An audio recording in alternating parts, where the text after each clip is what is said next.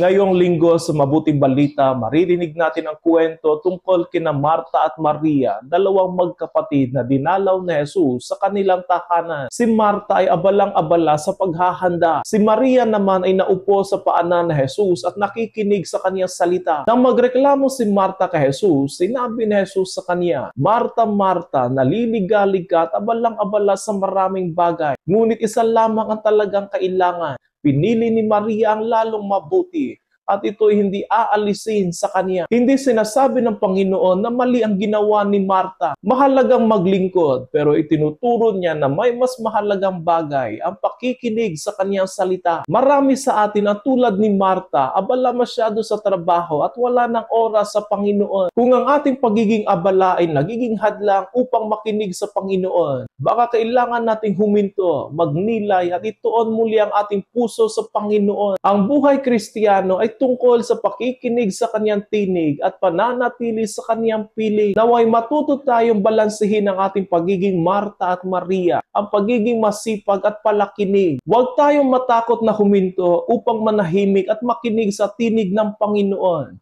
Sapagkat sa kanyang salita, matatagpuan natin ang tunay na kapahingahan at direksyon sa ating buhay.